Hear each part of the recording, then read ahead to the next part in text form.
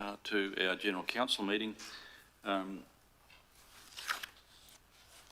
Councillors, I mentioned yesterday to our CHDC board that it seems to be that June comes along ever so quickly, and if you see the year as a journey up the hill to June and then a journey down the hill towards Christmas, we are nearly at the top, so I guess we certainly come to a bit of a peak. We sit smack in the middle of our show season, and that's been this year a great season from the shows that most of you would have attended, or some of you would have attended. Terrific weather, of course, that the Central Highlands provides, and certainly a great turnout.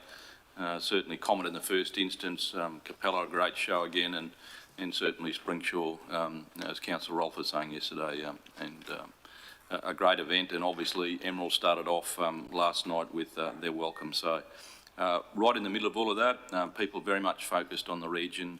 Agro Field Day is only a couple of weeks off, and budgets being prepared all over. So it is a time that Council is very, very busy with lots of their activities. So this month is a little disjointed, this meeting being a little earlier, and I think the last one a little later. We've got a sort of a gap in the middle where there's a lot of commitments we need to make. So, but here we are today. Welcome to our live streamers. Welcome to all our executive leadership team and our CEO Sharon, and certainly officers are in the room for our reports.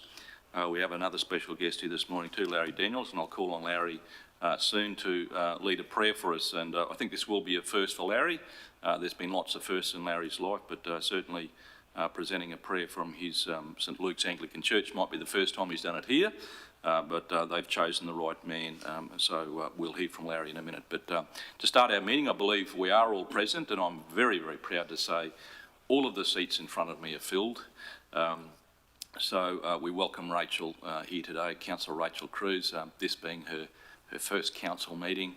I think she is, has a situation where there might be a slight information overload, Rachel. You've been going through more inductions than you can poke a stick at, and you've diligently obviously kept attending council events since your induction last Thursday. Hardly seems a week or so, but welcome, Rachel, and you have a place here that certainly councillors have made for you, and your community has great expectations, I'm sure. So I'm sure you'll discharge your duties well. There are no apologies for today. Leave of absence is required, councillors. I think we would have been advised of those if we had any. I don't believe we have any leaves of absence that we're notified of. Is there any councillors that you wanted to make now? Go Councillor Moriarty. I have the council meeting for July. Can't remember what date that is, but anyway, I haven't informed anybody yet, but just to let you know, I'll be applying for leave for July. For July. Okay. I think it's the 12th. Well, rather than note that now, Councillor Moriarty, if you can actually make that application, we'll obviously... I'll make that application. Thank you. Thank you, Councillor Moriarty. 12 July, I think it is. 12 July. Yeah, 12th of July. Thank you. There's plenty of time. I think our standing orders relate to, I think, 14 days, so that gives us plenty of time. Councillors, on your behalf and on behalf of the community, we acknowledge the traditional owners of the land on which we meet here today, the Western Kungaloo people, and we pay our respects to their elders, past, present and emerging. Councillors, as I said before, a man that's probably well known to most of us, and for those that don't, you're certainly dealing with certainly historical royalty here. When you hear Daniels is in the chamber, apart from Councillor Daniels, I heard a very young, I think, granddaughter of who would have been last night, Penny's granddaughter, who is an ambassadorial entrant in the Emerald Show Society this year, spoke, and she was very, very proud to talk of the long history of the Daniels family, and certainly 125 years is no small feat. As you would know as well here, and certainly the acknowledgement we've made in another place, Larry's mum passed away just recently, Stella Daniels, so a living part of our history here we have lost. And can I say how great it was to see that great family together, acknowledging the memory of that great woman for this region. So we acknowledge her again, Larry, this morning. But here sits before you Larry. Larry's representing his church, St Luke's Anglican Church, this morning. So Larry, we'd be really pleased if you could lead us in prayer. Thank you.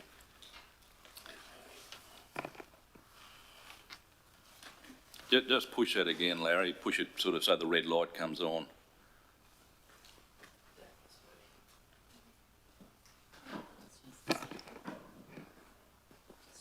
We'll just get one that works, Larry. Yep, here we go. Thank you, Larry. Thanks, Gary.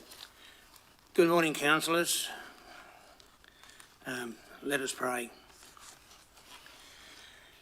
We give you thanks, Almighty God, for our elected councillors, the ones who put themselves out there to play a leading role in our community.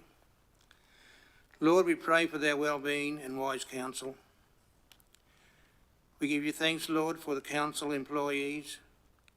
We pray for their diligence, Lord, and their safety.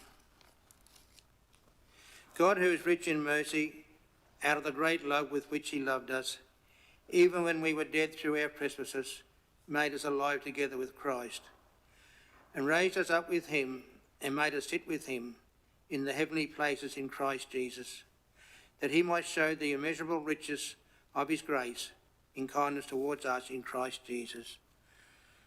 Lord our God, our Creator, Redeemer and Sanctifier, we ask you to cleanse us from all hypocrisy, to unite us to our fellow men and women by the bonds of peace and love, and to confirm us in holiness now and forever. May your word live in us and bear much fruit to your glory. Blessed are the poor in spirit, for theirs is the kingdom of heaven. Blessed are those who mourn, for they shall be comforted. Blessed are the meek, for they shall inherit the earth. Blessed are those who hunger and thirst for what is right, for they shall be satisfied. Blessed are the merciful, for mercy shall be shown to them. Blessed are the pure in heart, for they shall see God. Blessed are the peacemakers, for they shall be called the children of God. Blessed are those who are persecuted for righteousness' sake, for theirs is the kingdom of heaven. May the Lord bless us and keep us. The Lord make his face to shine upon us and be gracious to us. The Lord lift up his countenance upon us and give us peace. Amen. Amen.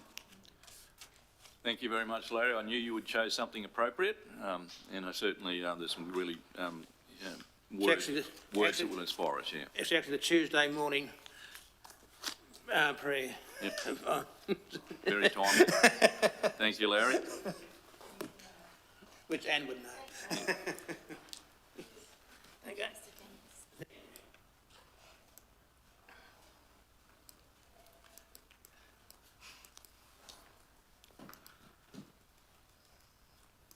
All right, councillors, back to our agenda.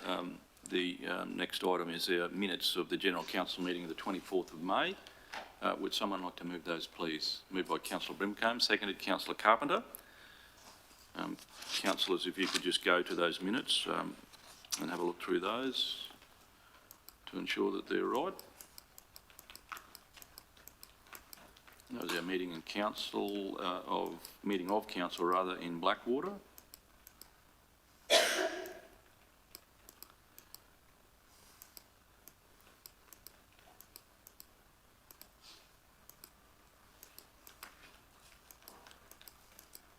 So those minutes there, councillors, there's quite a lot of detail, certainly in the ammonium nitrate agenda item, and we did have obviously some people down there that visited and certainly attended in person at the meeting. All right, councillors, they've been moved and seconded. All in favour? Against? Thank you. Carried.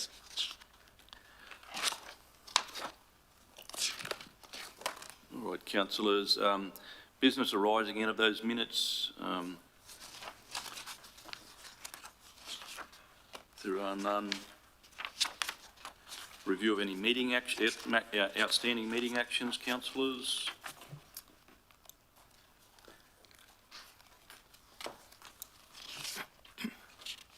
Sorry, Councillor Moriarty. Yep. Thank you, Mr Mayor. I just noted that for today was scheduled the research report, the Community Satisfaction Survey for 2022, and the new Youth Strategy 2023-28. And I was just wondering, when will they be coming to council? Through the chair, thank you. I can take that one, Mr. Mayor, if you like. They're not far off Councillor Moriarty, so there's just a little bit of internal workings we need to do there to put the data in a way that will be able to be, I suppose, communicated appropriately. So yeah, that will be coming. It was due today, but unfortunately we just couldn't get the report together in time. Yeah. And just a quick question to General Manager. With the Community Satisfaction Survey, do we, as councillors, do we get a copy of that with all the comments as well? Or, are you talking about putting together a report for the public, or the whole report? The whole report itself. So the data will be the data. Oh, cool. I'm not sure. We'll have to have a look what we've done in the past with regard to the full amount of data that's been provided. I'm happy to take guidance on that through the CEO as well on what we've done there in the past. But at the moment, it was getting the data in a form that made some sense instead of just bulk data. That was the main reason for it not coming to this one. So. But yeah, I'm happy to take advice. Yeah, thank you. I'll just add, we can discuss that later. I'll just add that the upcoming items does show, yes, it was originally scheduled for the 6th of June, but the next column shows that General Manager John had altered that to say that they would be coming to the 12th of July meeting. Okay, thank you. On the papers. Yeah. Yeah, thank you very much. I just noted it was a 2022 survey, just wondering, given it's June, when we would be receiving that. Thank you. All right, thanks, Councillor Moriarty. Any other queries on there? Perfect. Councillors, upcoming agenda items there, I see we have agenda items out forward to certainly August rather. And if there is anything obviously that needed to bring forward or to be adjusted on that, you can go through the process of obviously raising those. Is there anything on those? All good, thank you. Conflicts of interest, Council. I don't think we've received any prior to the meeting, Marnie? No. No. All right. Councillors, I draw your attention and make that disclaimer, obviously, at the start of each of our meetings, that there is a conversation any time during a meeting that people aren't happy with, or they can see a potential conflict. Well, obviously, we'll make the declaration at that time. CEO, I don't believe there's any petitions tabled. No, Mayor. All right, thank you. Well, councillors, that gets us to our decision action reports, and the first one obviously comes under our Chief Financial Officer, who today is unavoidably not able to be with us today. That's not quite correct. His unavoidable absence is because he can't be here today. He certainly has very pressing issues of a family and a personal nature, and I know, CEO, if you don't mind me sharing, that certainly his young daughter needed to be transported to Rockhampton last evening, so Arun is with his family today, so our thoughts are with him as well. But obviously, I'm assuming, Helen, you'll be more than ably and capably taking that responsibility, so thank you, Helen. Thank you, through the Chair, and good morning, councillors. The tabled report outlines the outcome of the third and final budget review for this financial year and recommends the amendment of Council's current adopted budget, Budget Review 2. Council's budget policy requires at least 3 reviews of the original adopted budget undertaken each year. This policy requirement is underpinned by Section 170, subsection 3 of the Local Government Regulation, which allows a local government to amend the budget by resolution at any time before the end of the financial year. As part of the budget review process, business areas provide detailed submissions for all requested amendments to the approved budget position. The capacity to deliver projects is considered by asset managers for all submissions requesting increases to the capital program. Where practical, proposed reductions in operating revenue should be considered only if there are compensating reductions in operating expenditure. The original 2022-23 budget for this year was adopted by Council at a special budget meeting on the 28th of June 2022, reporting an operating surplus of $3.2 million and a capital works program of $64.5 million. The first revision of the budget was adopted by Council on the 9th of November and resulted in the original surplus of $3.2 million being revised down to $2.3 million, with the to $67.5 million. The second revision of the budget, adopted by Council on the 12th of April, further revised the operating position downwards to a deficit of $341,000. This second budget review also resulted in the capital works program reducing to $63.6 million as a result of the reforecasting of project cost into next financial year. The Budget Review 3 submissions from business areas have resulted in an improved budgeted operating result with a surplus position of $136,000 reported. The improved operating budget position at Budget Review 3 results from an increase in operating income of $554,000 and an increase in operating expenditure of $76,000. The net upwards revision of operating income relates to an increase in fees and charges and external grants and contributions revenue, offset by a reduction in water consumption revenue. The net increase in operating expenditure reflects the reclassification of capital wages to operating employee costs, which have been partially offset by a reduction in project materials and services costs. The revised budget also includes an amount of $340,000 in relation to the recent workplace incident that occurred in March. This budget will cover costs for workplace health and safety, consultants, staffing support and legal expenses that are expected to be incurred by the end of the financial year. At Budget Review 3, the budgeted capital works program has been further reduced to $53.2 million due to the additional reforecasting of project costs into next financial year. The current adopted long-term financial plan, which covers a 10-year period, has been updated to reflect the proposed Budget Review 3 capital and operating amendments. The three key sustainability measures which Council is required to report on indicate that Council's budgeted financial performance is sound for the whole of the forecast period, based on the current assumptions and known assessment of risks underpinning this current plan. Undertaking a budget review towards the end of the financial year assists in forecasting the final closing position for the current financial year, which is also used as the opening position for next year's budget.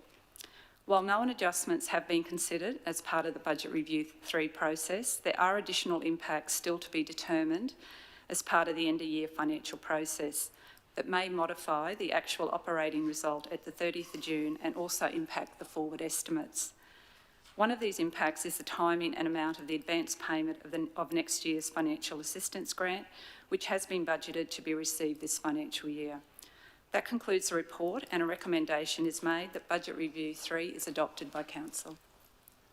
Thank you very much, Helen. Councillors, comments, questions? Councillor Moriarty. Thank you very much, Mr Mayor. Just one quick question.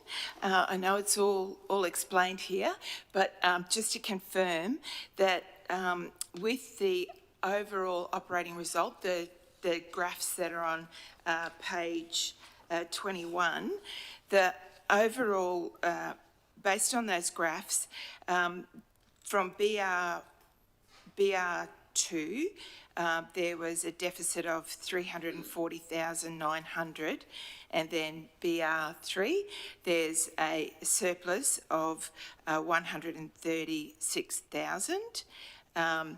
But at the same time, between Budget Review 2 and Budget Review 3, the overall operating position has basically improved from Budget Review 2 to Budget Review 3 by about $470,000.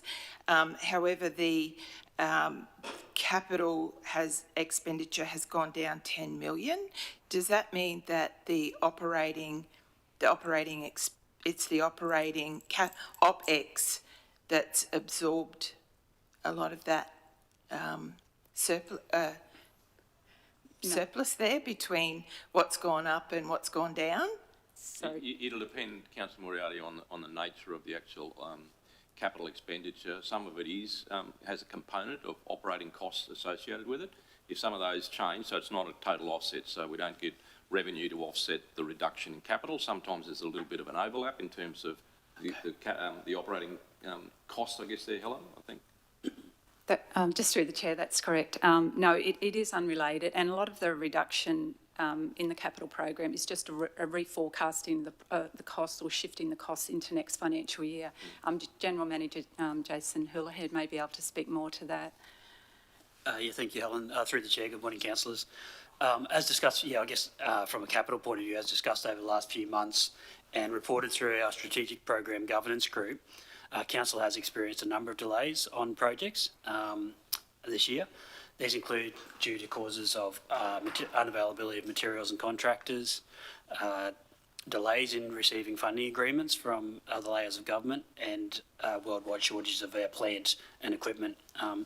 Some of the major contributors you'll notice in the report on page 32, the table on page 32, some of the larger projects, which are the major contributors to those carryovers are the Capella Area Pipeline, the Gungaloo Nunny Gardens, Springshire Aquatic Centre, the private radio network, our Dringa water treatment plant roof filters replacement, Malkais Road and our plant replacement program. All of these projects are at various stages of design or construction and will continue to be delivered over the financial year, this financial year and into next financial year. So they'll still be delivered, they're just being reforecast into next year. Yeah, thank you very much. Probably my question was more targeted at the OPEX. But you're saying that that's unrelated. Just through the chair, yes. So the improvement in the operating budget position has resulted in an increase in revenue. We've also had an increase in expenditure, but not as much. So we've had a greater increase in revenue, which has improved the overall position just slightly. Yeah. Very good, thank you. It's good to see the surplus climbing up again, no matter how small. But and thank you very much for all your wonderful graphs again. Thank you very much. Thanks, Councillor Moriarty. Councillor Rolfe. Thanks, Mayor. Helen, the financial assistant grant, when will we know if we're going to receive the payment? And if it's after the 1st of July, if it goes into the next financial year, what is the loss? What do we... Is there going to be a loss of revenue through the new payment? Just through the chair, because of the timing, there will be a significant loss in this financial year, a reduction in our revenue. Yes. That's correct. After the federal budget was announced, we were advised that the 75% advance payment would be made, but there's been no clarification on when that will be made. A lot of local government industry groups are trying to get clarification, but it appears it's not confirmed yet, but that advance payment may actually be made early next year. I'm thinking of not only the loss of the funding at that stage, but this is going to be ongoing because it's going to be continually behind. We're getting further and further behind. Well, just through the chair. So if they don't make the advance payment this year, we could probably assume from a budget perspective going forward that the prepayment cycle has stopped. So we'd only budget for what we expect to receive, easily prepay the following. Last year we received 75%, where previously it had only been 50%. So there's a lot of uncertainty. There's a lot of work going on behind the scenes with local government industry groups trying to get some more clarification and much better certainty going forward in relation to the timing of the payment. Yeah. Yeah, that's right. Yeah, so, but yes, Councillor Rife, you're quite correct. We'll see a significant, in this financial year, reduction in revenue, actual versus budget, and that's because we are forced to predict, as you know, the amount, the fact as to whether there will be a prepayment or not each year, and also whether that will be 25%, 50%, 75%. So a budget is a budget, it's just a prediction. We made the prediction based on what happened the previous year, and we did think that that prediction was going to come true after the federal budget announcement, but there's been some doubt thrown on that. So, Helen, not to put you too much on the spot, but the quantum, the figure of the 75% prepayment that would be reduced in our revenue should that not come through? So it's quite significant. It's about $8 million. $1 million. Yes. So there would be the surplus would be, the operating result would be $1 million different because of that revenue. No, sorry, Change $8 in million. time. $8 million. Oh, sorry, $8 million because of that. Yeah. That's the 75% figure. That's right. Yeah, That's right. because of that. And I think in the wholeness of that discussion, I guess, General Manager of Infrastructure and I met with the Assistant Minister for Transport and Main Roads. So that issue in respect of the lack of RPC work this year, we raised that with him, and it was just not, I guess it's not certainly some relief in some sort of collective situation with another local government, but other councils are experiencing that same uncertainty in terms of RPC works, to the point where they are contemplating as a reasonable option for their council not to do the RPC works. And they have made the department aware of that. So it was an interesting meeting, and I think he genuinely understood that, you know, the quantum of those works, particularly in relation to certainly the General Manager then having to, you know, structure the working organisation to be able to do that work and our work, that if there's a sizeable and significant impact to that, for whatever reason, in our situation, cultural heritage issues and other things, that a quantum of $6 million is the difference between surpluses and deficits.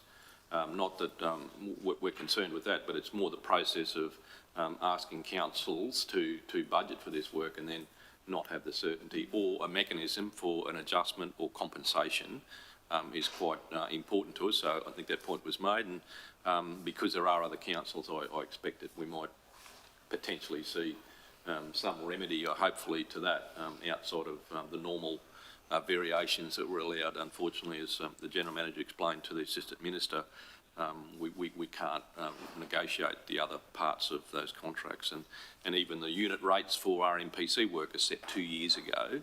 Well, clearly the costs for that sort of work now that we're being held to is just impossible. So I can understand why councils are doing that. So that's a likely impact on budgets, and it also impacts on contemplation for next year as well. So.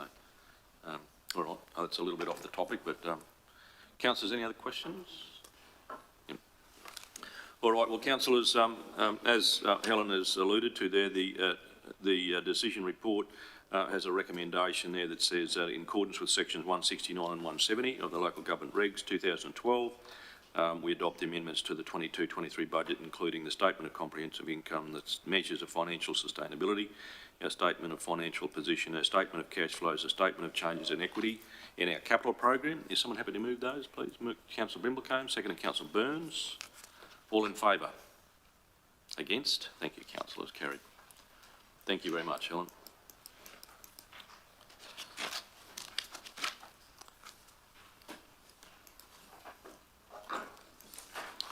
Councillors, the responsibility for this next report moves across to General Manager John McDougall in respect of the Reef Guardian Action Plan and project funding. I'll hand over to you, John. Thank you. Thank you, Mr Mayor. Good morning, councillors. Hope you're all well. Kate Oles sends her apology this morning. Kate was tied up a double appointment this morning, so I'm here to present this report. As you are aware, councillors, we've brought this to you a number of times now, and hopefully we've got this to a position now where we've tidied up the aspects, particularly in the action plan side of things, and this will, you know, look to leading into a funding application that will be made in a joint process with a number of other local governments. I'll move on with the report though, take any questions as required. So councillors, the purpose of the report is to seek endorsement of the updated Reef Guardian Action Plan in accordance with the obligations of council as a Reef Guardian Council. The recommendation today is that council endorse the Reef Guardian Action Plan, which is attached to the report. By way of background, the Nagoa, Mackenzie and Comet catchments, together with unique areas like the 14 hectares of sapphire gemfields wetlands, all drain into the Great Barrier Reef. The Central Highlands therefore has a responsibility to manage upstream runoff and control sediment from the Nagoa, Mackenzie and Comet River catchments to preserve the health of the Great Barrier Reef. In 2020, in support of this commitment, Central Highlands Regional Council renewed its role as a Reef Guardian Council for the 2024 period. With that in mind, we joined other councils in the Great Barrier Reef catchments in leading the nation and driving local action to support a healthy or more healthy Great Barrier Reef. Endorsed reef action plans must be submitted to the federal government in advance of the release of funding, which we understand to be 28 June 2023. A current reef action plan is required to be in place and endorsed to enable council to apply for the funding for a project or projects identified within an endorsed reef action plan. A copy of an updated reef action plan is attached to this report for council consideration and endorsement. The Reef Guardian Action Plan must be submitted to the Great Barrier Reef no later than the Great Barrier Reef Marine Park Authority, no later than the 27th of June 2023, in order for council to participate in the Reef 2050 Shovel Ready funding program. As you will see, councillors, we have identified three funding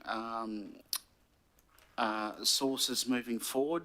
It's a $920,000 project grant over 3 years, 300 the first year, 300 the second year, and 320,000 the third year. I'll now hand it over to council for any comments or questions. Thank you very much, John. Councillor Rolfe. Just a spelling. I believe in the second, the upgrade culverts is Belcong Creek, not Bellong Creek. The second box under the actions. Thank you. We will make that change. Thank you, councillor Rolfe. All right, Councillor Cypher, sorry. Thank you. Considering that these actions will hopefully one day be submitted for grant applications, in the one regarding the Lakina, and thank you very much for including that, but I would just like to consider a little bit of a word change in that. In the description, which was very informative, down the bottom, this action will consider the development of a management plan for Lakina within the Central Highlands Regional Council. The word consider to me means decision-making, that the decision on whether Central Highlands Regional Council would adopt a management plan would come after the plan is developed. So I think that the word consider is extremely incorrect. I believe that the funding would be to develop the management plan for consideration of adoption by council. So I'd like that if, to be reworded to say this action will be the development of a management plan for Lakina to be considered for adoption by Central Highlands Regional Council. Just the word consider means that we're only going to, well, we can't consider, that's a decision. We need to have evidence that we need it before we can consider whether we would have it. So we need a plan. We need to be decisive about seeking funding to develop a plan for consideration afterwards. It's not saying we're going to adopt it. It's saying we're going, like everything else, you have a strategy and then we either adopt it or we don't. So the funding has to be to do the work before the adoption. Through the chair, I've got no qualm with that. That's fine. If councillors are happy with that word change, we can make that change. I'll turn my... Councillor Roll. I agree with councillor Cypher, however, can we also then, there is a Lakina network, there is actually an organisation. So, all very well to develop management plans, but if it's already been done, why, don't go to a lot of, Through the chair, my immediate response back to councillor Cypher is probably I've got a high level of confidence we can do that because I have had a lot of dealings in the past with the Lakina network, so there are templates there right now that local governments and landholders can get access to. So that will not be a difficult thing to do. In fact, I think that's no problems at all.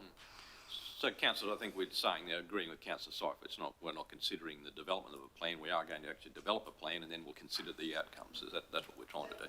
Yep, that's good. Thanks, John. Sorry, Councillor Moriarty. Thank you very much. Yeah, well done getting the plan to this stage. Sorry, just a couple of questions around the funding.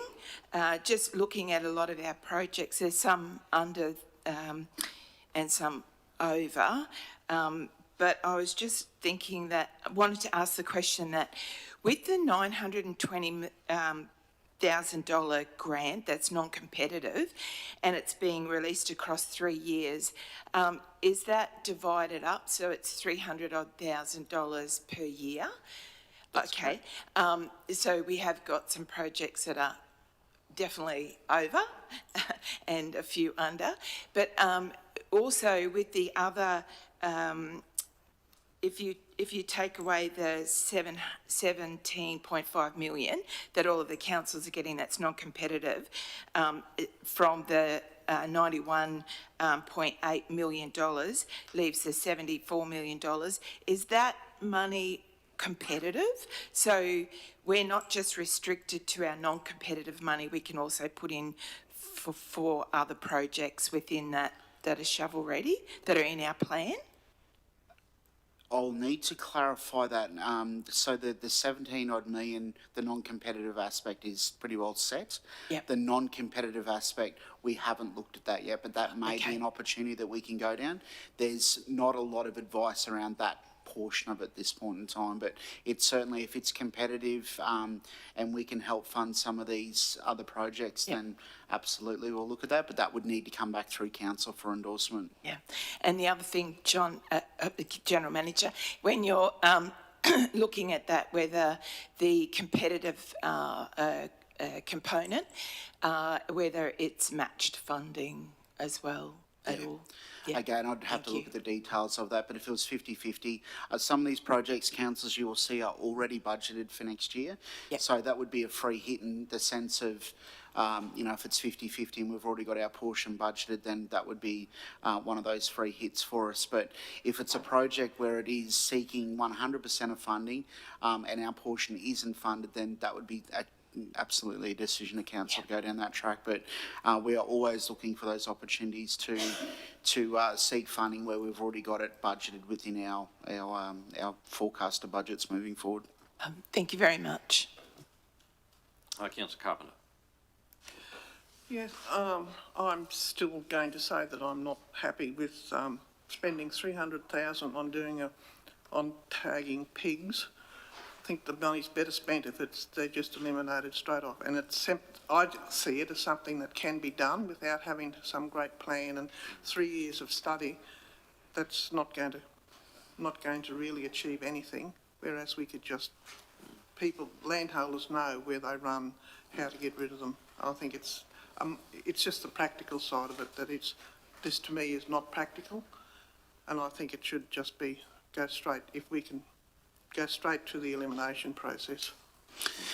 Yeah, look, through the council, through the chair, Councillor Carpenter, we've certainly made some inquiries, and thank you for your comments at the last session on this as well.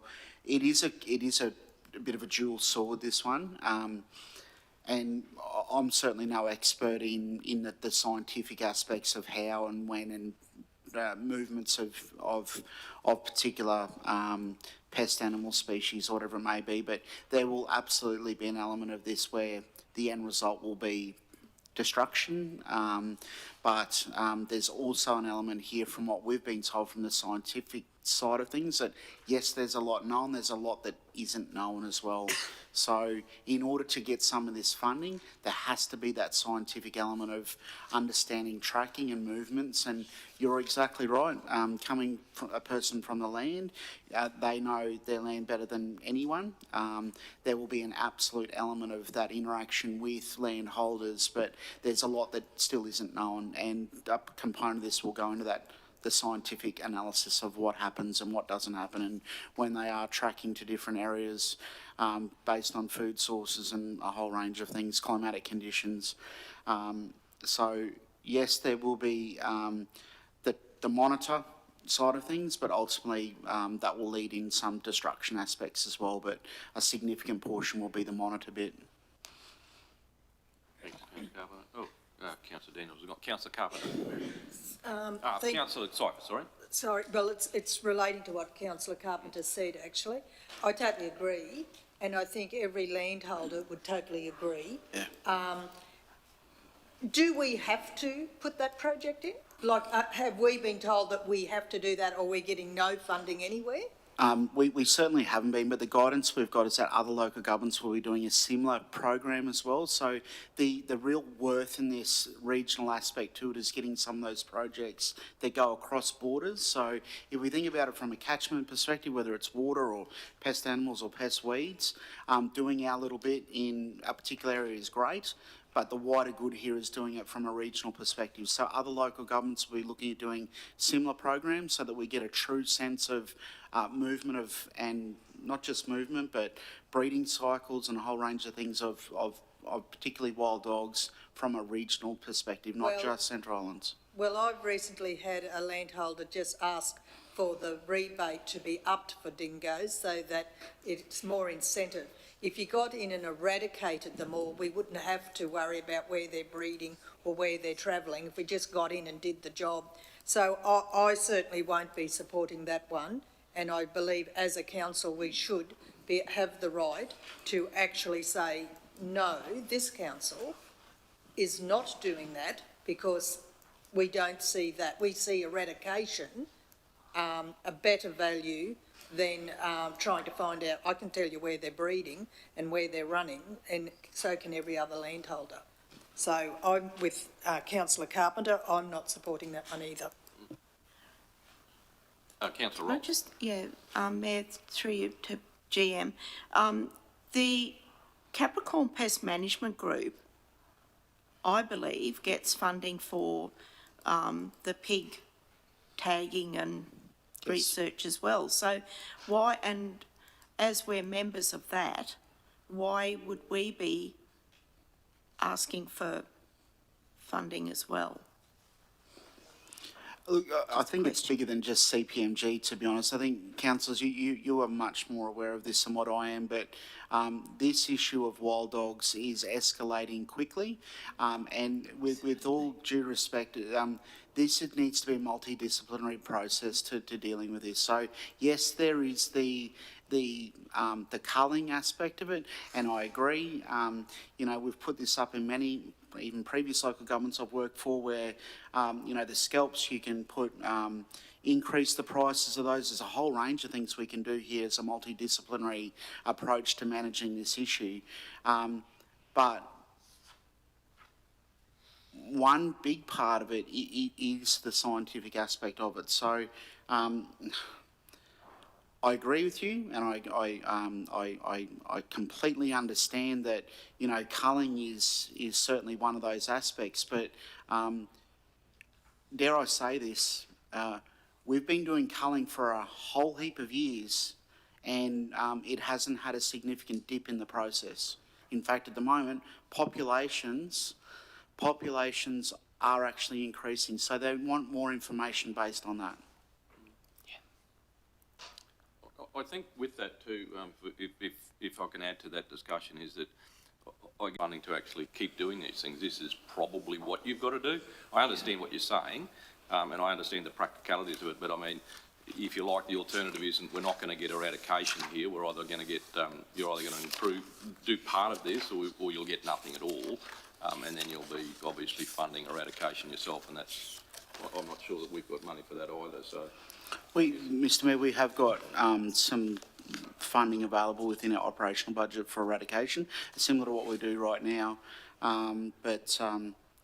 Yeah, I suppose we've got to remember this isn't just a Central Highlands.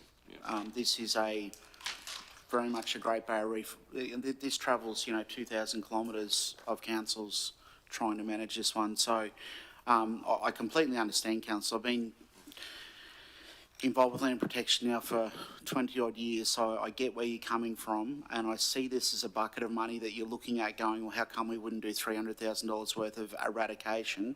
I completely get that. That may come at a time, but yeah, that's sort of where we're at. So, Councillor Danielson. Councillor Moriarty. Councillor Moriarty. Yeah. Thank you very much. Look, I absolutely support keeping it in the plan. It's for exactly the reason to get the data to work out where the animals are moving, breeding, etc. Because it's more than our council. The animals move across a bigger area than just the Central Highlands. So if that's the case, then we need to be able to collect our data and aggregate that up with the other councils, so we've got a better idea of movement, and you have the statistics to make better and more informed decisions. So as you're saying, that if the culling is happening, then potentially, even from an animal welfare perspective, there may also be other solutions going forward. However, from my perspective, I think that it needs to be kept in there because there's a whole range of strategies or actions that could actually link in to just from getting the data as well. So that's what I think. Thanks, Councillor Murray. Councillor Daniels. Thank you. I know we keep talking about this one thing.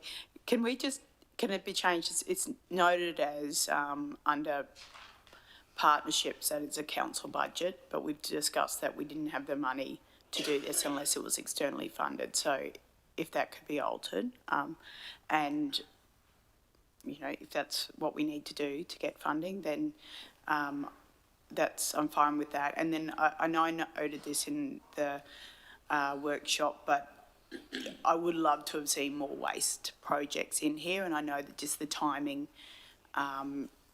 we're not advanced with our strategy enough to put them in here. But as long as this document gets reviewed, it's unfortunate that they might, we might miss out on this funding bucket, but for future budgets. But I don't know if there's there's a section at the top where, with under endorsement, whether we can put a review date on that in there, so we don't forget about reviewing this document and adding in as we mature our waste strategies. Thank you. Through the chair, Councillor Daniels, absolutely, we did commit. This isn't one of those documents that will just sit there for 3 or 4 years, and we've got the ability to change this. So I'm very comfortable, and I know my team will be listening online. We can put a review date there or something similar, and that will, not that it will force us, we would be looking to change this anyway. This needs to be relevant and pointed based on where we're at a point in time. So for instance, if our waste strategy changes significantly or whatever it may be, or we get to a point where we really are looking to push a particular process there, we can change this to reflect it. So more than happy for us to put a review date there. I don't even mind whether that's a 12-month review process in line with budget. 12 months, in 12 months' time, we will know where we're standing from a waste perspective, and it may allow us to put some initiatives in there from that aspect. So more than comfortable to do that. Thanks, John. Councillor Cruz. I just wanted to sort of say that, obviously I fully support the control of feral animals and understand the devastation that they can cause to both the environment and agriculture. And while there is a need to sort of benchmark, in particular, feral pig numbers to measure the effectiveness of the control measures, that information, I think, probably colloquially is already out there within the actual landowners themselves. And so I think the actual intent should be for eradication, and I sort of stand with the other councillors in that $300,000 without a discernible difference to numbers, especially if we're talking this is a region-wise, so that if there are other local government areas that are potentially putting in similar plans, that's an even bigger pool of money in the region with not one change in numbers. We just know, pardon me, know where they're going, which obviously is going to be seasonal. So without that sort of, I think, so there's no possibility of putting like an eradication term in there, like as part of it, or as it solely has to be purely for that scientific data gathering? Through the chair, certainly the guidance we've got at this stage is that that was what they would like us to see from a regional perspective. We've got to remember here as well, the guideline itself has not absolutely been released yet. So there is still a chance for us to come back here and once that application process opens, we can look at, there is an element of guessing and based on discussions we've had with the Marine Park Authority at this stage, this is what we would like to see as a regional perspective. So we can try that again, councillor, and even if it's a proportion of it that's, that goes to the eradication side of things, that might be something we can look at. So, as I said, it would then allow that multidisciplinary approach. So whether it's the science aspects and where it's moving, I get that individual landowners will have a very, very good idea. Some of that gets transcribed through to, to council and other groups, but whether there is a absolute regional understanding of what happens there, I think we pretty well know what happens. I suppose the advice that we're given is that everyone pretty well knows, but whether it's actually based on, the pure aspects of science and is documented is two different things. And a lot of it's sitting in people's heads and not on paper as such. If I may, because obviously the project was, it says here for 3 years. Yep. So that's a lot of breeding cycles of wild dogs and pigs. And for a trapper, it's $300 for a wild dog. So that's a lot of dogs that, for that amount, pardon me, that amount of money. So 3 years does seem a long time, and obviously you've got to get that seasonal variability of data, but that's a lot of breeding cycles within those feral animals with no discernible difference in populations. Completely agree. Absolutely. Look, I'll take that on board. We can certainly raise that with the funding body. The risk is council, and I suppose, if it doesn't qualify, then it doesn't qualify. But we can certainly take that advice back, and we will certainly do that. What I need today, though, is some endorsement so that I can move forward with that process. And my commitment to you is to come back once the funding application comes out, so that we're very much got the nuts and bolts of it, and we can move forward from there. If you would like to do that, or I take that one completely out. I can only go by what the funding body says, and I'm providing that to you. If you don't want to go down that path, then I can. Can I ask a follow-up? You add something to that, do you? I just want to add to what John, a clarifying question, if that's okay. So I think the gist of what we're getting here is that if some aspect or some portion of that funding could also be spent not just on planning but on actual eradication activity, the council laws who have spoken would be more comfortable. Are you saying that the funding body, I know this has been run through the funding body as written and we're confident that this would be funded, but are you saying that if we were to make this a little more generic to include planning as written as well as eradication, and not be specific in the plan itself as to how much of the funding is for planning and how much is for actual eradication, in order to get it in the plan, and then we can be much more specific in the funding application. So That's correct. So the funding body hasn't said it's ineligible to use funding for eradication. No, that's They exactly haven't right. said that. So No. there would be no danger in including, as Councillor Cruz, I think, suggested, some words around and eradication activities annually. Correct. Something like that. Absolutely. That makes And if councillors are comfortable with that, I can put that in. We can run with that for now and go down that path. I think that would allow us the flexibility then to have the argument as well, if that makes sense. That's fine. Councillor Roll. Mayor, can I just make a comment that, for information only, that the tagging and research on pigs has been going on for at least 10 years already, Yep. exactly as they're saying here. We will simply include the word eradication. What I will come back to you to confirm is, once we get down that track, on what percentage of that 300 we go towards eradication. Mr Mayor, is everyone, yeah, sorry. Sorry, just from a clarifying perspective, sometimes it works out that if I guess the rules of the game for working with state government too is that they need the data, then they'll help with your program. So that's where I was coming from, to support that staying in there. But I'm very happy to support if it stays there with the added comments about eradication as well. Happy through the chair to include that. All right. Well, if councillors are comfortable with those adjustments, and I mean, you can't guarantee there's a flexibility until you talk to the fund manager, but I guess you're going to have those conversations, but the concerns that are raised, you're well aware of. Yes, thank you, Mr Mayor. We'll make those changes. All right.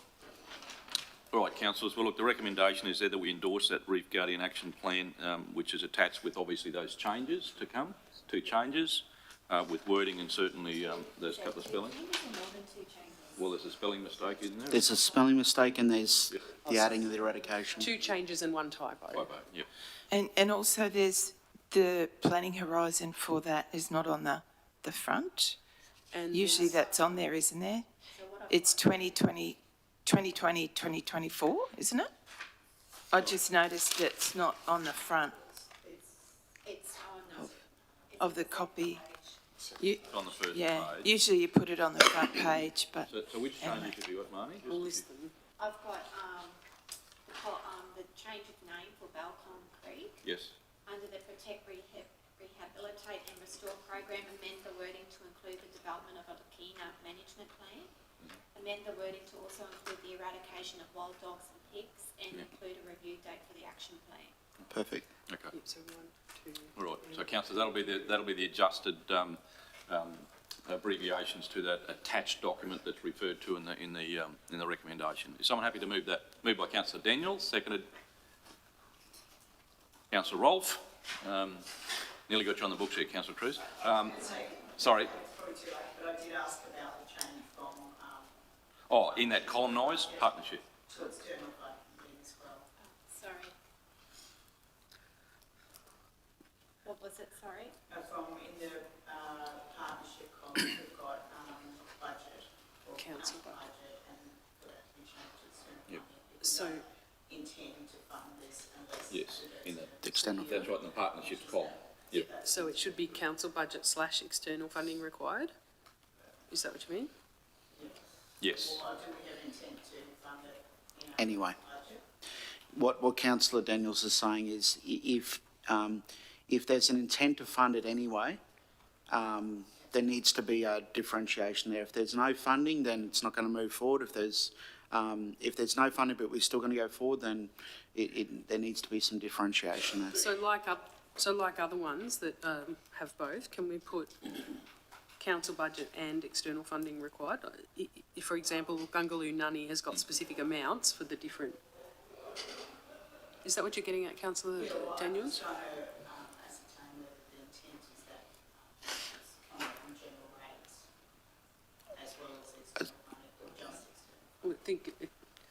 talked about the intent being to apply for funding, so I think we'd need to have both under the partnerships column. I can go through and clarify that a bit better. I think that's probably what Councillor Daniels is after, and other councillors, that's fine, I'll have a look at that. I suppose what we were, yeah, no, I get what you're saying. We'll add some wording there, Councillor Daniels. All right. Sorry, so now that you're clear, Councillor Daniels was still happy to move that, obviously. And who do I say was my seconder? Councillor Rolfe. All in favour? Against? Carried. Thank you. Thank you, councillors. I don't think any rural land holders are going to be in any doubt as to the acumen of our councillors in actually identifying these issues. So thank you very much, councillors. That was a good discussion. Councillors, we're really changing direction now, I guess, and this certainly sits under John McDougall's hand again, but I guess it's in respect to more planning aspects of the road naming of a proposed, well, a street in Blackwater, the proposed naming rights there. So, John, if you can do the introductions. Thank you, Mr Mayor. I won't take any time up of the team here. This is a decision report, though, regarding a proposed naming of a street in Blackwater. Thank you, team. Thanks, John. Good morning, councillors. Through the chair, the purpose of this report is to seek council's decision in naming an unnamed road in Blackwater, which was constructed as part of the development of the Rosewood Workers' Accommodation Village. Section 60 of the Local Government Act grants council the authority to name and number local roads. Council has also adopted a policy to ensure there is consistency in the naming conventions used across the Central Highlands region. The developer has proposed Waratah for the unnamed road. The Waratah tree is an Australian native tree that is endemic to eastern parts of Australia and features large, brightly coloured flowers. The proposed street name complements the native tree street naming theme that is established in surrounding streets in Blackwater, including rosewood, bottle tree, maple, cherry, wattle, mangrove and hibiscus. The officers have completed an assessment against the guidelines and have recommended council approval of the name Waratah Street, and also that the request that the developer ensure that the new street name street signs are printed and installed in accordance with council standards. Happy to take any questions. Thank you. Councillors? Just one comment. Obviously, that the other names of some of the other streets are relative to relate to the bottle trees and the maples, and rosewood. So basically, you're still keeping down that kind of thing. That's and correct. do you have a list of names that you sort of like compile for the different communities that you just move down and tick them off, you know, for different things? I mean, you know, like in Barcaldine, I think it's all tree names. Longridge, it's all bird names or whatever. Do you do that for different communities or localities in the region, or it's just one by one, whatever comes up as the best? So through the chair, so we don't have a consolidated list of sort of preferred street names for each town. Under the policy, the applicant can propose 3 or more potential names, and there's some criteria that we can assess that against, and there's some requirements around sort of people, like names of people, or and some criteria that prefers that the names reflect the local history, people, culture, landscapes and physical forms, flora and fauna. So we don't have that, unfortunately, council, but there is that criteria set in place. It's driven by the applicant. Okay, thank you. Councillor Brimblecombe. Oh, sorry. No, it was just a question I posed earlier, sorry. Why did we look at a emblem for New South Wales rather than one for Queensland? Yeah, it seemed we just won the state of origin. Very topical, Councillor Brimblecombe. You're very cocky after last week, but anyhow, that goes back to what, just the tree name, I guess you'd say. Yeah, I'm sorry that there isn't any I recognise preference. it's not a tree name, like, you know, there are other names like, you know, the crow's ash or leopard wood, you know, possible local names for different local trees. it's, yeah, through the chair, sorry, Councillor Brimacombe, there's no preference for New South Wales over Queensland here. It's simply the name that was proposed was Waratah. I can recall a developer here actually at Gregory Heights naming all the streets after, I remember he put an application in for naming the streets after wheat varieties, except the wheat varieties are all named after explorers. So goes down the track, so I guess there's a real science to it, which I don't think exists, but anyhow. All right.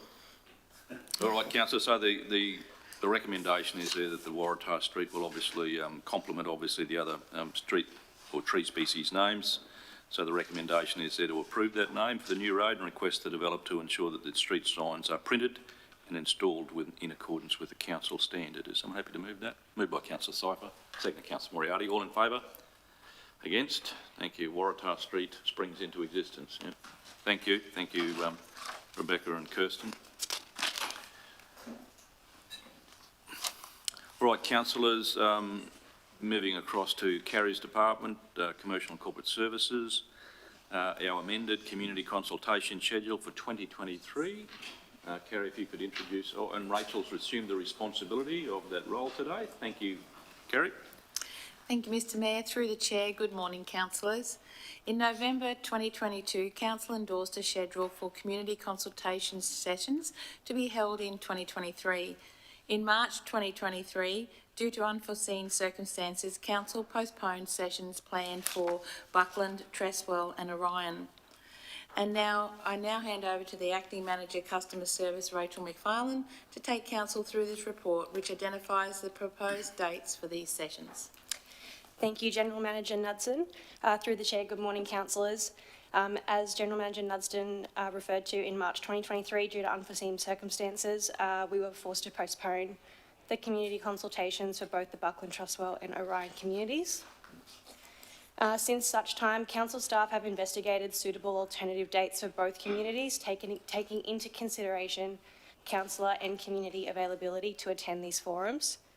The new proposed dates for both sites are as follows: Orion, the 5th of September 2023, and Buckland Trustwell, 4th of October 2023.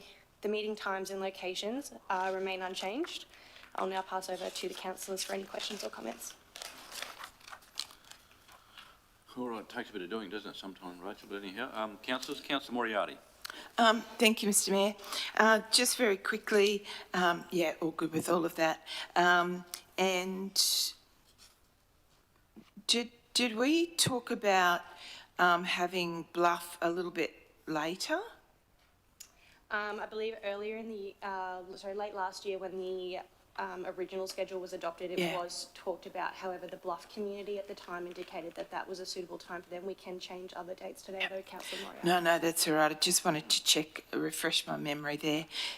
Thank you very much. Just have to say that a few people still stop me for Emerald and say they're disappointed they weren't on the list this year. And just to give a little plug for our community consultations that are happening in Dingo and Bluff this week on Thursday the 8th of June. So Dingo at the Town Hall at 10 a.m. and Bluff at 3 p.m. at the Bluff Community Hall. So, thanks, Mr Mayor. Thank you. Councillor Cypher. I'm assuming the Buckland and Springshaw, there was some community consultation regarding that, because September, October are big bull selling months. Bull sales are on. So just wanted to, especially with Buckland, did you communicate with those people to make sure they're not going to be away again at bull sales? Through the chair, Councillor Cypher, yes, we did. The area coordinator has contacts in both communities, and they both confirmed that those dates were suitable for the majority of the residents. Good point, Councillor Cypher. I think when one trip to Lockington got very thin because there's a drought master sale on, so yeah, better pick your breeds, haven't you? All right, councillors, any other comments on those dates? Thank you, Rachel. So the recommendation is to endorse the community consultation forums to be held June to October as follows, and it's columnised there for us. Someone happy to move those? Moved by Councillor Burns, second to Councillor Carpenter. All in favour? Against? Thank you, councillors. That's carried. Thank you, Rachel. I suspect that might be a world record for us approving those dates just quietly, so you'll be telling Rebecca it's really easy, so. All right. Oh, she's right there, sorry. Don't talk about Rebecca. Councillors, the next agenda item still sits with Carrie's department, and this is in relation to the Australian Sale Yards Conference and Expo at the Gold Coast, 25 to the 27th of July. Thank you, Carrie. Thank you, Mr Mayor. Through the Chair, registrations are currently open for the 2023 Oz Sale Yards Expo to be held at the Gold Coast on Tuesday 25th of July to Thursday 27th of July. This report seeks Council's consideration of councillor attendance at the Sale Yards Expo, noting that Council is a member of the Australian Livestock Markets Association and the Expo program includes sessions relevant to the Emerald Sale Yards operations. Through the Chair, I am available to answer any questions and open the recommendation for discussion. I was only going to ask what the word agriness meant. I've never seen that in all my years. Anyhow, that'll be something I can do in my quiet time later. Councillors, just in respect to the conference, councillors willing or wishing to attend, will Tim be attending, Carrie, as far as you know? Yes, through the Chair, Mr Mayor, both myself and Tim are intending to attend. Yep. Okay, thank you. Right. Councillor Carpenter, Councillor Burns, who I suspect are members of our Sale Yards Advisory Committee. Happy to go? Go, Councillor Burns. I was just checking the dates. I wouldn't mind attending. Yep. Thanks, Councillor Burns. Councillor Carpenter, the same? Yes, I wouldn't mind going on, thanks. Excellent. Councillors, we have two nominations, Councillor Burns and Councillor Carpenter. Is someone happy to move that they be the attendees? Moved by Councillor Rolfe, seconded Councillor Moriarty. All in favour? Against? Thank you.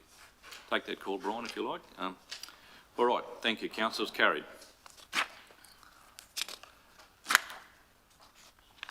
Councillors, in that vein, but with the CEO's office, the Local Government Association. LGAQ Bush Councils Convention will be at Gundawindi this year. I'm assured it's pronounced Gundawindi by locals, so I hope that that's correct. From the 25th to the 27th July inclusive. So we are part of the Bush Councils. We're actually also part of coastal councils in Queensland, but traditionally we do attend the Bush Councils Convention along with our compatriots from other Bush Council areas of Queensland. And it's certainly, based on my experience there last year, a very worthwhile, practical convention as far as conventions and conferences go. So the proposal is that we do be represented at the LGAQ Bush Councils Convention at Gundawindi on those dates, and that we be represented by the Mayor and Deputy Mayor and any councillors to be identified, along with myself. All right, there you go, councillors. It is Gundy, I'm pretty sure. Councillors, as the CEO, I can only endorse those councillor comments, the CEO's comments. Those that attended certainly Buck Halden last year would know, certainly even in that forum we had the best biosecurity feedback we've had anywhere. So I guess in a sense when they call them the Bush Councils, it obviously triggers certainly a disposition in a lot of departments to actually go and deliver it, that very same language, which is very practical and useful. So I can recommend them to councillors if you do want to attend. I think that will be almost a drive event, so we'll be driving from here, councillors. Councillor Rolfe? Just to comment on the biosecurity, the emerging biosecurity. I know I'm going, but it's part of my remit, the biosecurity, but also the stock routes. When I'm reading through the program, it's two very Western shires that are speaking on the stock routes item. I think that it'd be good if we could have something to say to those presenters, actually before Bush Councils, if it's possible. Thanks. Yeah, that's the sort of balance, I guess, you know, that we need to bring. So, anyone else interested in those dates? Yes, I am. I just question, and I suppose it's a fatigue issue, like an overnight stop at Roma, like it's an 8.5 hour drive to Gundawindi, that's a one-day drive. Like, I'm certainly not interested in driving for 2 days.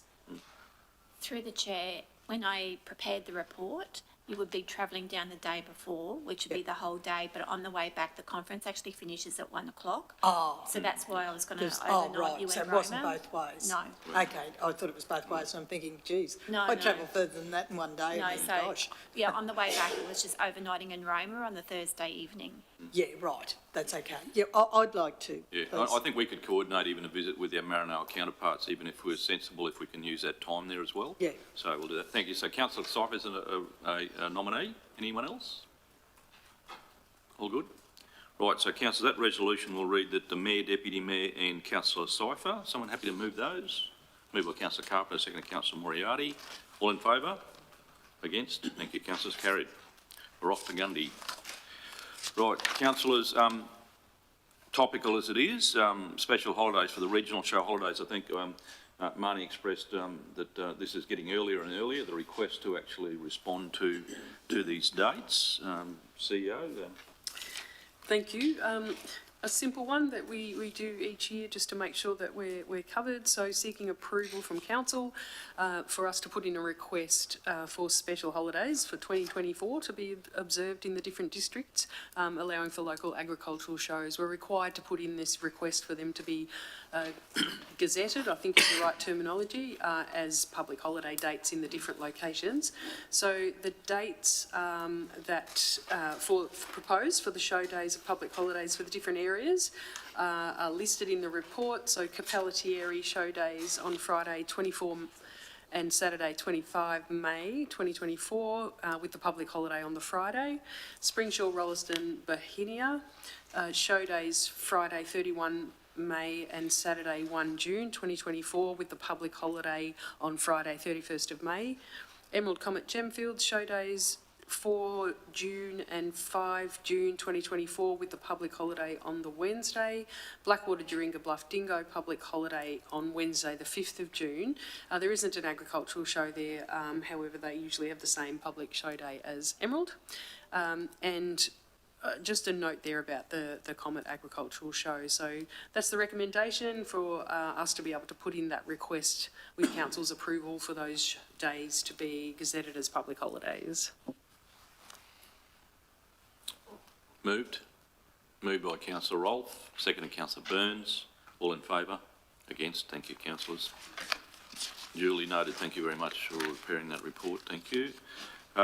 Councillors, we have a couple of record of proceedings, and this sits under Carrie's hand again in Commercial and Corporate Services. Carrie, you might run through these for us. Thank you. Thank you, Mr Mayor. I'll just invite Brian up while I introduce the report. Thank you.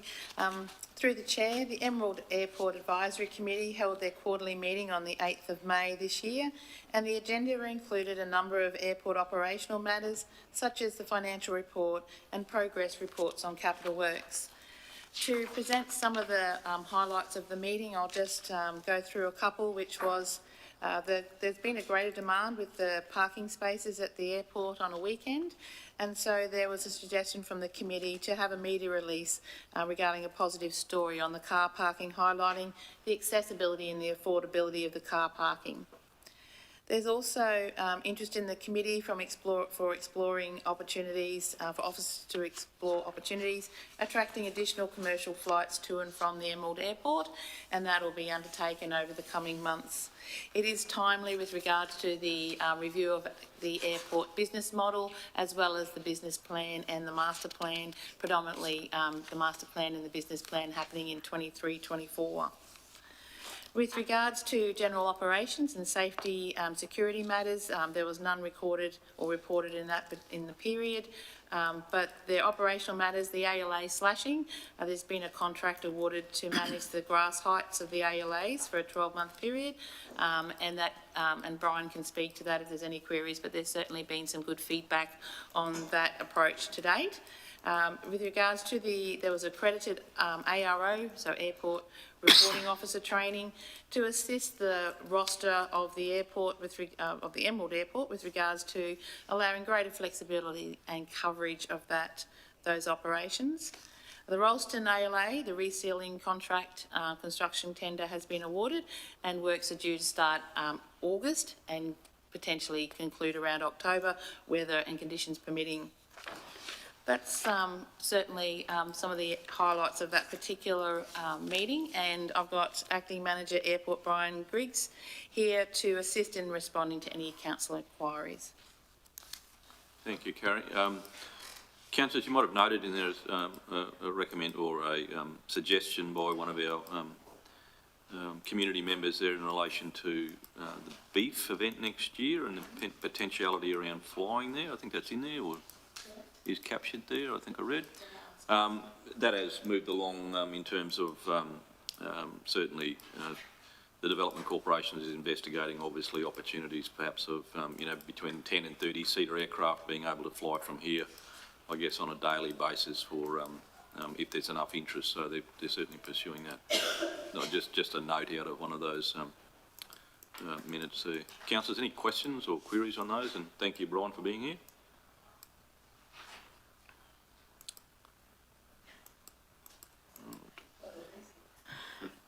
Sorry, Councillor Rolfe, yep. Yeah, so, it's not in the minutes, but it's pertaining to this. The cafe out there is FPOS only. Is that right? Yep. And commenting the other day that they have trouble with that, with the connectivity when planes come in. So it's actually when people are there, when the movement of people, a lot of people there, can something be done about that, or some sort of remedial, another tower or something, or an antenna? So thank you, Councillor. Through the chair, there is some work being done in terms of the connectivity at the airport, and I don't have the technical terminology, but they have a bank of infrastructure at the airport, and it's being, they're working with ICT, but I will hand over to Brian to provide further details. Through the chair, from my understanding, Telstra are in the process of looking at the better networking in the southern end of the town, and we've been linked in with that. So there is an expectation through our IT department that we will have gains from that, and that'll reduce the odd failing that we do have at the kiosk. Yeah. So we are aware of it, and we are trying to slowly overcome that. Yeah. Thank you. So, Brian, that we're not engaged directly as a kind of an action. It's just more we'll be part of the customer base that will be potentially serviced. Correct. Yeah, okay. Correct, Mayor. Right, Councillor Moriarty. Yeah. Thank you, Mr. Mayor. No, my question was around the. I just realised it's all there in one, but I thought it was separate. So it's got there on page 4. Under general business, the airport car wash development update provided. So just trying to clarify the way it's been written here, that development application DA for material change of use and operational works has been lodged with council that is pertaining to the airport car wash? Yeah. Okay, and it just sounds like there is going to be one, but it's an application, isn't it? So through the chair, it's the development application and the application for the operational works, but no actual build. It's just purely the application. Thank you. Councillor Burns. Yeah. I'm down as an apology for this meeting, but I think my only apology was I was 5 minutes late. Actually, I did see that, yeah. Councillor Burns. Thank you, and yeah, that's the case. Thank you. We'll note that and make the changes. Thank you. All right. Well, councillors, the recommendation there. Sorry, just one other comment, Mr. Mayor. Sorry. Yeah. Was just to say thank you very much for the great report. Thank you for adding in all the extra information.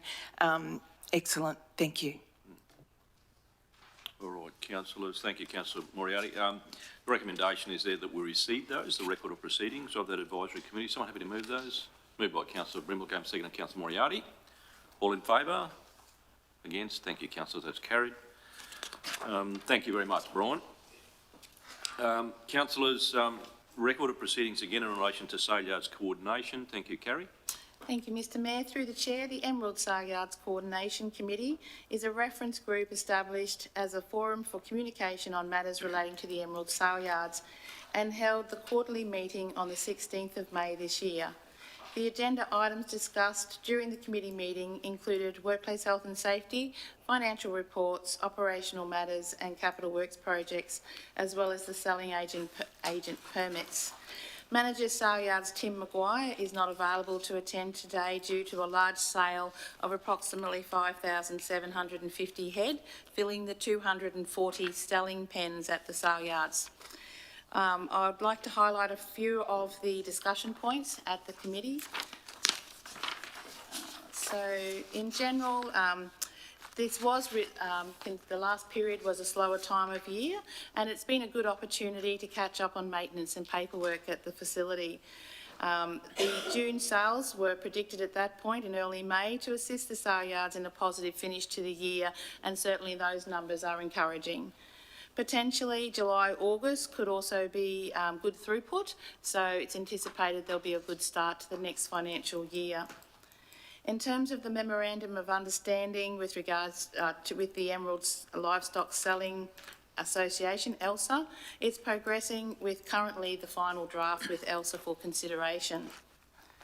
There was a special meeting held yesterday with the Emerald Sale Yards Committee to take them through the business model review, briefing the committee before it goes to council in a final draft and giving them an opportunity to provide feedback. Through the Chair, I'm available to respond to any councillor questions in relation to the meeting. Thank you. And can I just add, General Manager, that certainly thanks to that big team of yours at the sale yards and within commercial and corporate services for the preparation of the sale yards for that opening with Federal Assistant Minister Anthony Chisholm, who's the Assistant Minister for Education and Regional Development, and State Assistant Minister for Local Government, Nikki Boyd. That facility was just absolutely in first-class condition on the day we visited, and that's not an unusual occurrence. It's in very, very good shape, and I was certainly impressed with, certainly Tim's knowledge and the way he spoke about that particular facility. So I'd pass on my thanks to them, and it was noted on the day, but it's extraordinary, and I suppose sometimes you just need the perspective when visitors come and see it and are impressed with certainly its operation, that it reminds you of just what a good facility it is. Chair, is there anything you would add to those minutes at all? No, I think that there's a bit of work we need to do now, because the question was raised about biosecurity across all, like Ralston as well, and the Springshore sale yard, the show yards and all that sort of thing. So there was a bit of background work to be done in that area. But I also wanted to make a comment at yesterday's meeting. Representation from those that actually work out there was a bit light on because they've got such a big sale today. Yeah. So, and it was expected to be a record sale today, so we'll wait to hear the results. Thanks, Councillor Carpenter. Councillor Roll. Just on the biosecurity, to GM McDougall, any biosecurity plan within council is what dates? It's 2020 to 2025, is it? It is, but through the Chair, Councillor Cruz actually raised this with Marnie the other day. I've got to look at the date and the review date and whether it was actually adopted by Council. So I've taken that as an action following my discussion with Councillor Cruz on Friday, I think it was. Thank you. So I will come back to Council. But the other thing I just wanted to add there as well, when we were in Brisbane last week at the Disaster Management Conference, the biosecurity aspects were heavily raised by a number of local governments, number of regional local governments, and the issues that could and look, touch wood, could come about from a, biosecurity incident there with whether it's, lumpy skin or, so look, there's a lot of work to be done there. In particular, the biggest issue that was raised was around, the mechanics of being able to bury and where not to bury. And at the moment, we've got some gaps. We've got some serious gaps there that need to be looked at and managed moving forward. So, councillors, this is probably more of a flagging issue to say that we've got some gaps there that we need to really understand and work forward with. So, we're in a lucky phase, I suppose, with the disaster management side of things and waste management side of things, that we've got a unique opportunity there with a new facility potentially coming on board soon, and whether that has the ability to manage some of those, but that's a few years away. So it's a gap right as we speak. Some work to do there. Thank you, John. Councillor Rolfe, you've just had your question answered. Other questions, councillors? Well, the recommendation is there that we receive that record of proceedings. So someone happy to move those? Moved by Councillor Carpenter, seconded Councillor Burns. All in favour? Against? Thank you, councillors. Carried.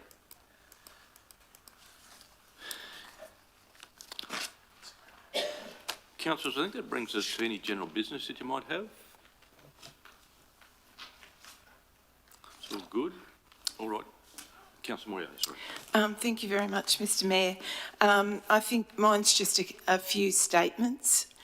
And I'd just like to say that I thought that local governments have been moving away from command and control to balance representative democracy and deliberate democracy. So that's why we have communications and engagement staff, so that they can engage and bring back communities' voice and opinions to help us make informed decisions. I just hope that when I read this article in the paper about vandals seal the fate of Park, I just hope that there are a lot of misrepresentations in there, including council's understanding of what all abilities means. Anyway, in the context of having that park removed without any notification to the community that I'm aware of, I would just like to say I hope there's a silver lining, and the silver lining going forward is that the community and council do work together to come up with affordable and solutions that are going to be there for everybody to enjoy. Councillor, can I just say, I'm not sure how I'm going to capture a statement. I guess in terms of general business and recognising what it stands for, I'm not trying to be cute here with words. What do you want to record there, I guess, as that record of general business? Just that going forward, I hope that with any redevelopments to the All Abilities Park in Blackwater, that council and community can work together to come up with whatever designs might be appropriate for the community to support livability. So I'm just thinking of actions and or response. We just need to know what that is particularly. Thanks, Councillor Moriarty. Any other general business, councillors? All right. I'm not sure, did sorry? It was a general business item. Oh, sorry. Did I not see it? No, sorry, Mr Chair. It's just something that we normally just do as general business. So with the special budget meeting, it's not in there. It's general business. Right. So, sorry, councillors, we're talking about a general business item here, raised from, I guess, the chair. That's in respect of the special budget meeting? Yes, we have to set the special budget meeting and have it, because it's a special meeting, we need to set a resolution. Right. And then there's a knock-on effect with the general council meeting. That's normally scheduled at 9 o'clock, that we need to amend that time. So the recommendation It's on the screen. would normally be from You make it a bit the Chief Financial Officer, is that correct? Yes. Okay. So the special budget meeting there, councillors, and this is just to set the meeting date so that it's actually advertised correctly, is that right? No? Yes, Is that the Central Highlands Regional Council 23-24 special budget meeting be held on the 28th of June it has been scheduled, but it has to be formally resolved through council here, so at 9 a.m. So that will be the date. Happy to move that, Councillor Cypher. Moved by Councillor Cypher, seconded Councillor Rolfe. All in favour? Against? I just wondered what we'd do if we didn't really want that. Another day, I don't know what we do, but anyhow, that's what the date will be, the 28th of June. And then a second one to move the general council meeting. And then the general council meeting through resolution. Is this a slight change to the Act now that we actually have to resolve these? We always did. We always do these, okay, right. All right, councillors, so that general council meeting amended time, and as I said, because of this month and the, I guess the influence of the ALGA conference has moved the meeting cycle around generally, that the Central Highlands Regional Council amend the meeting time for the general council meeting scheduled 28th June to commence at 11, so that'll slightly move back to facilitate clearly the special budget meeting on that day. Someone happy to move that one? Moved by Councillor Cypher, seconded Councillor Brimblecombe. All in favour? Against? Thank you, carried. Right. Folks, I think that's it. Marnie, no extra special general business? All right. Councillors, there being no further business, thank you very much. I'll declare the meeting closed at 10:36. Thank you, everyone.